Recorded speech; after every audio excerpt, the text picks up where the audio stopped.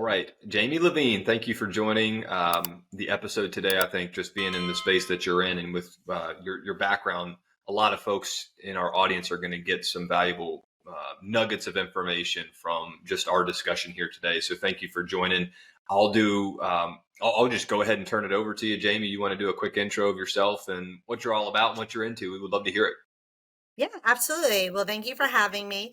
My name is Jamie Lavigne, and I have been in the franchise world for just shy of 17 years. And man, I love franchising. I don't think I'll ever be out of franchising ever again.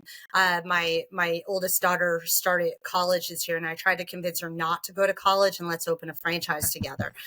She's not on board yet. She has not caught that bug yet, but I started on the supplier side and then got into franchise development. My first brand being Meineke Car Care, then for a senior care franchise called Home Watch Caregivers for almost 6 years. And then I got into the emerging brand space, which has been so much fun, especially because it's in the pet care space. And as you will most likely hear during this podcast, you'll hear one of or all four of my dogs barking. So Awesome. FYI. We love it. What type of dogs? So I have 3 rescue dogs that are just, mutts. We have Colt, who's a coonhound. Ruger is a black lab mix. Wesson looks like a dog from Aruba. We don't know what he is. We got him at the same time as Smith. Smith has passed away. He is a Great Dane. And then we have the baby, Winchester. And Winchester is a 10-month-old Mastiff doodle mix. Mastiff, it's a Mastiff poo. And then we do have a rabbit named Sig Sauer as well.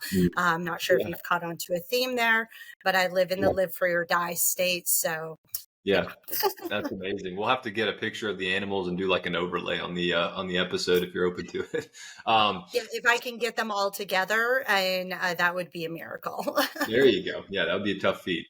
Well, anyways, appreciate kind of the quick intro, Jamie. Just from my own edification, like talk to us a little bit about what you're doing specifically in franchising today. Are you working with franchisors, franchisees, both? Are you still running some franchisees yourself or franchise locations yourself? What does that look like? Sure. I am currently the vice president of franchise development for an emerging brand called Resting Rainbow Memorials Cremation, which is a mind-blowing concept of pet cremation and franchising. So it's an emerging brand. They just started franchising this summer, and it's brand new for them. So I'm coming to the table and helping them understand the franchise development process, working with the broker networks, mining, those relationships, and really ultimately creating education, because this model, this industry is not something anyone's ever really considered as a business opportunity. So it's a lot of education, but it's also education on the new franchisors side as well, and educating them what they can and cannot say with candidates and stuff, and what they can and cannot do legally, those types of things. So that's currently my role. Got it. And so talk to us a little bit about the business model. Is it, I could guess, I assume there's some sort of physical footprint of a building or something of the sort, or is this a home-based business that folks can run? Nope, not home-based. This is literally a private pet cremation business. Okay. So you have to have a pet cremator. So this is going to be in a light industrial space, 2,000 to 3,500 square feet. And it's a incredibly simple model with almost next to nothing in competition. So it only takes about 2 to 3 unskilled employees. It is Section 179 eligible. The equipment will last over 30 years. The EBITDA margins are insane. We're at 35.8% EBITDA. So for the first 6 months of 23, we did 138,983 in EBITDA just for 6 months. Wow. And yeah, it's mind blowing, and it can be semi-absentee. It's just but it has this ick factor Yeah. I call it the ick factor. It's sad and you're dealing with dead animals, Yeah. and so Yeah. there's a barrier to entry there because not everybody can get past that. Yeah. The candidates that have multiple businesses, I'm working with Crumble franchisees, Subway franchisees, Amazon dealers, and lots of those candidates, they're like, wow, 2 to 3 employees, high Yeah. margins, incredibly low cost of goods. Let's Yeah. do this. Yeah. Especially when I show the fact that there is almost barely any competition. It's just Right. mind blowing. Yeah, I was going to ask kind of what your go-to outlet is for finding franchisees to bring into that space. It sounds like you touched on that a little bit. What's the kind of the close percentage, whether you have that number in your head or not, Jamie, but just like a general sense, if you're reaching out to existing franchisees saying, hey, if you're looking to add another revenue stream, maybe just build out your portfolio a little bit, you do Amazon today, this would be a nice add-on. What's like your close percentage in getting interest from those existing franchisees at other brands and bringing them into what you're doing here? Yeah, so we've only been doing this since we start launching in the broker groups. August 21st was the first launch into the Nice. first broker group. We've only signed up for 3 thus far, so we've been only really receiving leads for about 2 months. Yeah. We've awarded 1 franchise so far. We're getting really close with 4 others, but we are dealing with the registration states. One of the candidates that I really like a lot is an Amazon dealer and a School of Rock franchisee. He's in California. I don't have my FDD yet in California. Yeah. The Crumble guys, they're out of Utah and Maryland, so waiting for the FDD in Maryland. Mm. So I don't have a close rate yet, unfortunately. Yeah. My biggest audience is the broker networks. That is my go-to, my bread and butter. I have Yeah. established over the years lots of really strong relationships there, and when you started with an emerging brand such as yourself, when you start your franchise development, it takes a while to earn the trust of people that you know what you're doing. Right. And luckily, and that's, I'm giving myself a big ego here and patting myself on the back, but because I have been doing this so long, that was one of the benefits of Resting Rainbow that saw in me is that I have those relationships and they do trust me. So you know, we're just getting started. So we don't really have much of a close rate yet. We have about 40 people in the pipeline at the moment. Yeah. We're getting close. Like I said, we've awarded 1, and I have about 4 other people that are pretty darn close to coming to what we call a meet your team day, hopefully in Mm. December. And what are the forecast goals for the company in X period of time? Do you want to have 100 units in 3 years, 5 years? Is it less than that? Is it way more than that? Talk to us a little bit about kind of what you forecast. Yeah, I love that question. When I had my first interview with one of the founders of Resting Rainbow, I asked that question. And Yeah. it was him and an investor on the call. And I said, what's your goal for 2024? And the investor said 100. And I said, I'm out. And he's like, Yeah. and the founder was like, whoa, whoa, whoa, what do you mean? I'm like, that's irresponsible franchising. So Yeah. I am a true believer in responsible franchising, and Yeah. not, I don't like the word selling. I like that concept of awarding. And it's, could I sell or award 100? Absolutely in Yeah. 2024. But can the franchisor actually grow their support team and open all of those in a year? I doubt it. And I think most franchisors cannot do it. You have to be incredibly capitalized and prepared to do that. And as this being a brand new franchisor, I don't think that's the case. So Yeah. 2024, we're looking more of, probably anywhere from 25 on the low side, new franchisees, to probably more closer to that 40 to 45 range. Right. Although some of them being multiple units. So this is a really cool hub and spoke model. Have you ever heard of that term, hub and spoke, before? I have. Yeah, but not relative to franchising though. Yeah, so this is a hub and spoke model where in most franchises, when you want to do a second or third territory, you have to now open another unit in that territory. In this Yeah, case, somebody could purchase 3 territories, and only one territory has to have a cremator. The other territories, all you need for that territory is a van for pet pickup from the vet clinics got it. and marketing dollars. And Yeah, that's it. They could choose to open like a small retail unit for pet drop off, but it's just a really cool, instead of having to put a cremator in every territory, you would go with a larger cremator. So currently makes we sense. do a 2 chamber, but instead, if you're getting 3 territories, you're probably going to go with a 6 chamber cremator, and you just Hmm. feed the pets down into that production facility. So Makes sense. ultimately, everyone's goal is to get to 100 franchisees plus. Yeah, Very few percentage of franchisors will ever get to 100. I don't know if you're aware of yeah, that. yeah, So that is a big goal, but it needs to be done responsibly at the end of the yeah, day. yeah. So yeah. I'm glad you brought it up because, we are an emerging brand as well in the junk removal space. And we were talking pre-roll, just all of the learning and stuff that is coming our way through the franchise world. And I've heard a lot of folks mention responsible franchising, and I can say with confidence, obviously not to put down the folks that you spoke with initially, but I can say that I was mentally probably in that same boat with them until I started to learn more, and thinking, oh, 100 units in a year or maybe 2 years, not a problem.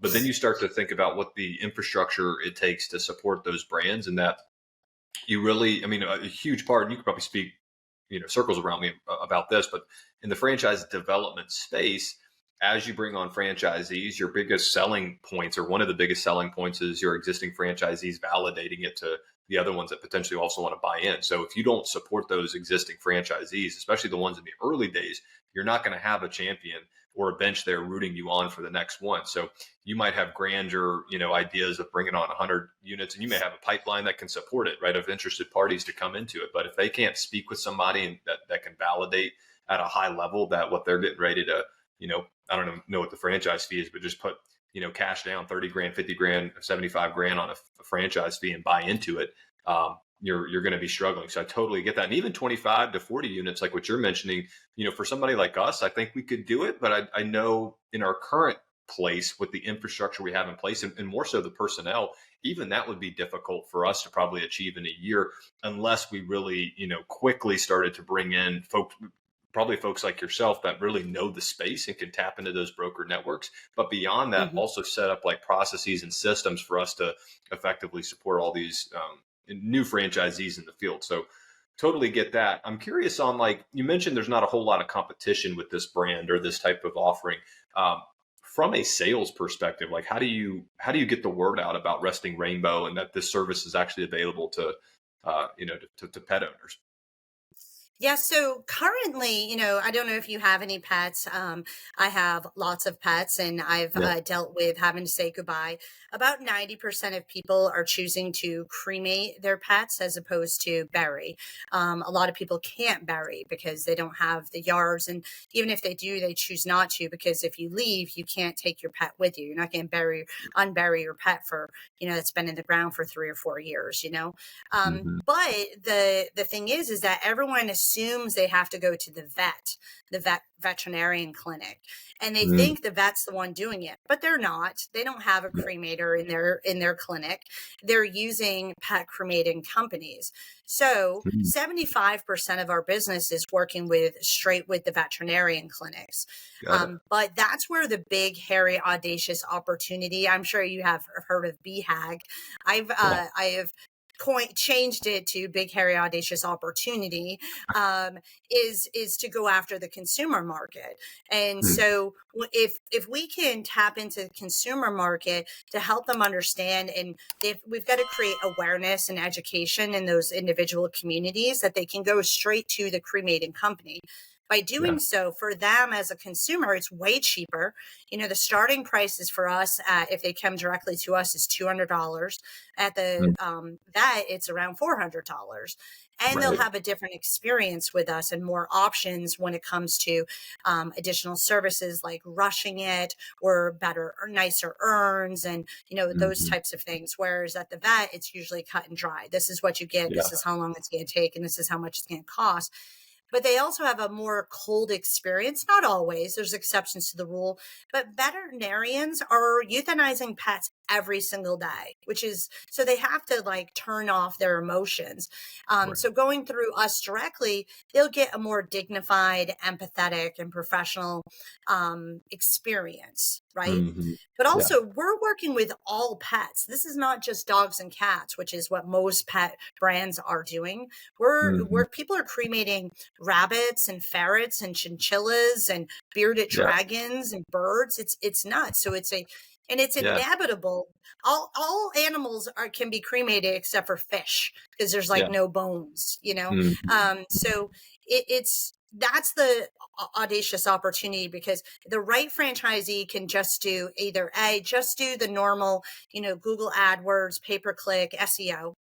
But the franchisee that really wants to tap into it is going to get involved in the community, Yeah. and they are going to participate with other pet care professionals, at events at the dog park or food truck festivals, or work with the local shelters and stuff. There's ways to get involved in the community to create that awareness that they can come to us directly. Yeah. This is such an interesting conversation to me. And so again, thank you for thank you for joining. Yeah.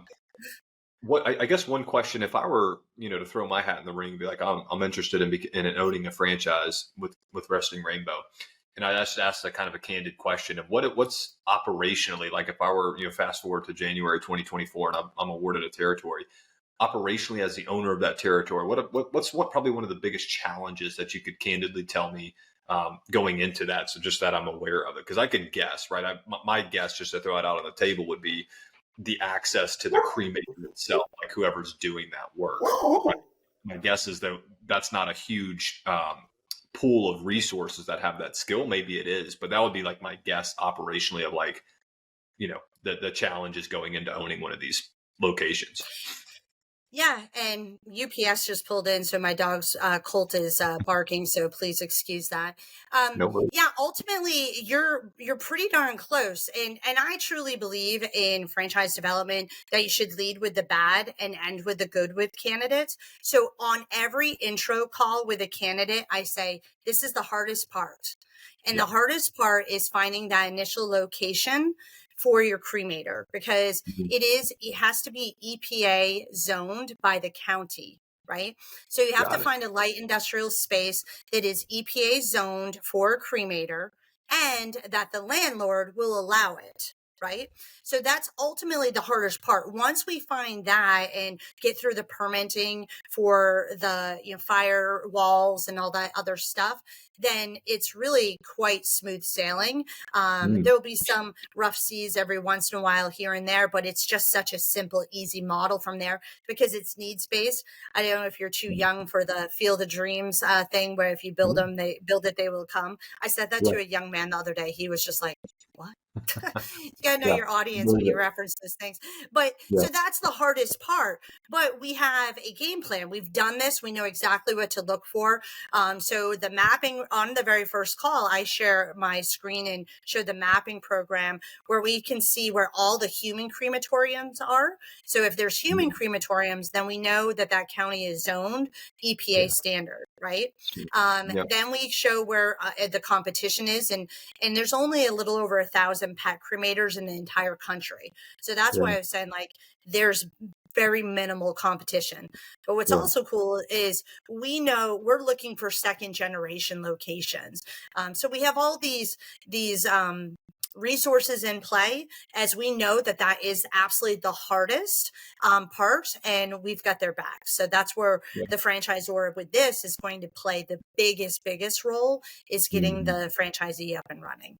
Yeah, that makes a lot of sense, and it probably answers some of what my next question would be. But if we peel back, just in general, talking about we started Junk Raider just from the ground up, right? We didn't buy into a franchise, but I think we were talking pre-roll. I can't remember if you said your son or your daughter going into college, and you're like, we should just get them to go in and buy a franchise. why a franchise versus pushing somebody to start a company just on their own outside of a franchise system? What are your thoughts on that? Well, I'm a huge franchise component. Franchising I mean, I put it this way. I think COVID really, really made franchising shine. Mm, Because when we were in COVID, I was working for a home care franchise. And home care was considered essential it was senior care primarily, right? right. It was considered essential. So, the franchisees had a lot to overcome still with COVID and working with the elderly, but majority of those franchisees succeeded and increased their Mhm. business. Yeah. But if you look at the independent senior care brands, independent companies, they crashed and burned. And I truly believe that even with one of the company I was working for owned a home care, a residential cleaning franchise, and Mm, 70, I think it was close, and don't quote me directly, but I believe it was around 75% of those franchisees had to temporarily close down because that yeah. wasn't considered essential. Almost every single one of them reopened after COVID subsided. But if Mm-hmm. those were independents, I don't believe they would have reopened. They would Yeah. have crashed and burned. So with franchising, you're not on an island all by yourself. You're on an island with a community of people where everybody is lifting each other up. All ships rise when the water goes up, right? And Mm, so it's a cumulative effort. And with a emerging brand such as Resting Rainbow and yourself, those first 10 franchisees are the most important. I call them the puppies, right? yeah. And the puppies get all the attention. Mm, It's just as important to the franchisor as it is to you, the franchisee, for you to succeed. And sure. so why try to wear every single hat and go at it alone? And I think it's a lot of people, will say, well, it costs more money to be a part of franchise. I think that's a bunch of malarkey, because when you Hmm. start adding up the cost of creating your own website and your own marketing and Yeah. all these other things, you're spending just as much money, if not more, and you're Sure. spending it less effectively. Mm. Right. Well, it's the So time those too. are, yeah. So those are my reasons. I think franchising is way better. But Yeah. there are people that are too entrepreneurial for franchising. I've told people multiple times, like, Hmm. franchising's not for you. You Yeah. should just go try to do this by yourself. Yeah. Yeah. I like what you mentioned about the cost because I don't, I agree with you. And I think I would add something there. And I mentioned it's this time. I don't think a lot of folks, and I certainly don't have it licked in terms of knowing how to actually put a dollar amount on time lost. But I know it exists. And so if it takes me 6 years to get Junk Raider up to the point where it is here in Charlotte versus maybe a year or two if I bought into a franchise system, well, I just saved 5 or 6, 4 or 5 years building a company from scratch that I could have just maybe made a 50 grand, 100 grand investment in up front. And sure, I would have been out that money, but I would have made, more top line revenue quicker than it took me to do in 6 years. So just a point there. And then, for me, I told my wife the other day, I was like, you know what, if I were to go into business again and do this again in a different industry, I'd probably go and buy a franchise. Cause to me, the fun is in building something. I don't necessarily care. I care about what I'm selling, the product or the service. Sure. You got to like that piece of it. But I think to me, it's just the competition, the excitement of building something, that dopamine hit when you get a sale, not necessarily a franchisee, but, when you're helping customers and they leave you a great review and they speak, all that Hmm. stuff, what I do it for. In my younger days, I specifically never looked at stats really. And I think had I, and I would have realized that, 9 out of 10 businesses fail if you do it from scratch. And I think the reverse is true when you go into franchising. If you buy into a franchise, 9 out of 10 succeed.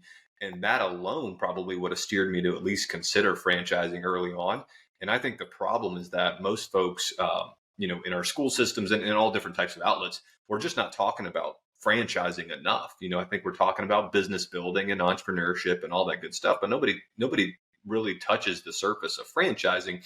And I brought this topic up to somebody else the other week, and I was like, "Do you think franchising just has like a negative connotation to most folks? Kind of like multi-level marketing or pyramid schemes?"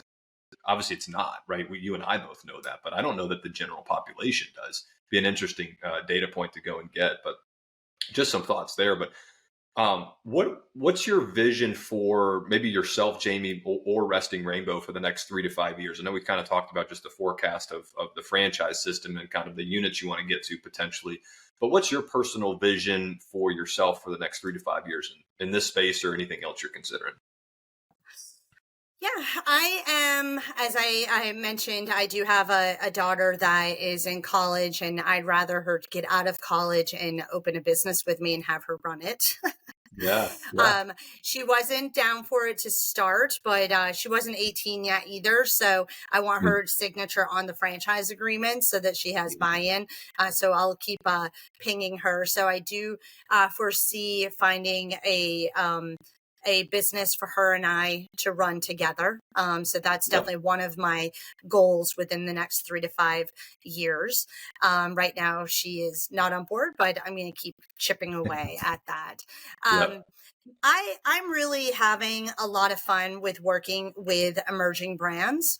mm, This is my second emerging brand, also in the pet care space, and I'm ADHD to the max.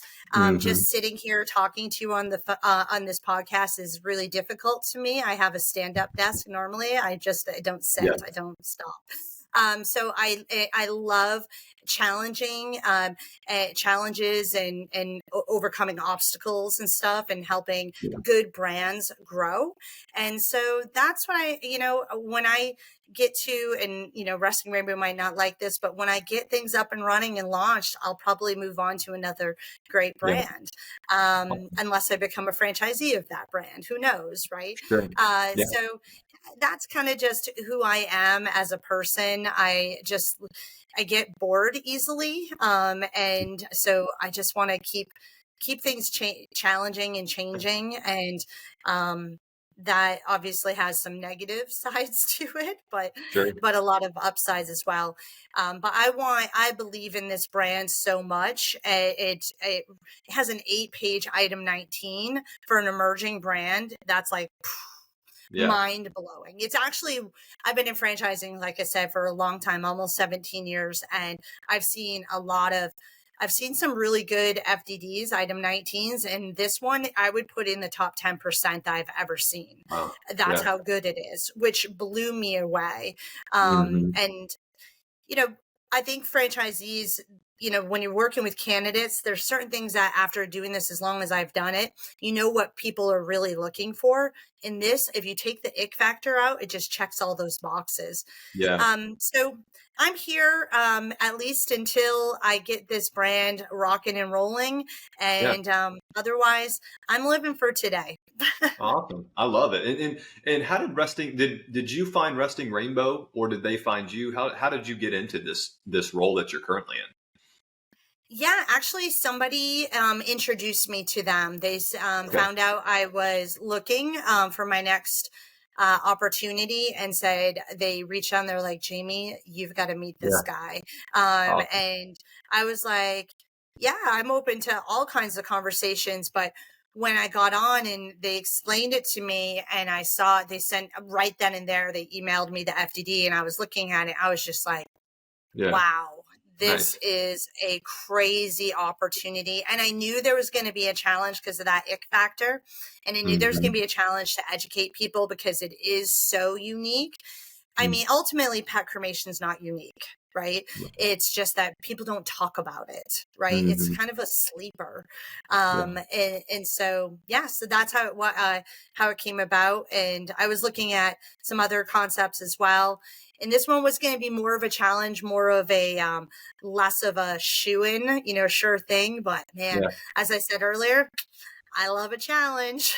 Yeah, for sure. Well, I've enjoyed learning about it just on this short time that we spent together. I'll end it with this, Jamie. Last question we like to always ask. If you could go back to your younger self, whether that was 5 years ago, 20 years ago, whenever, coming out of school, and do anything differently, what would you do?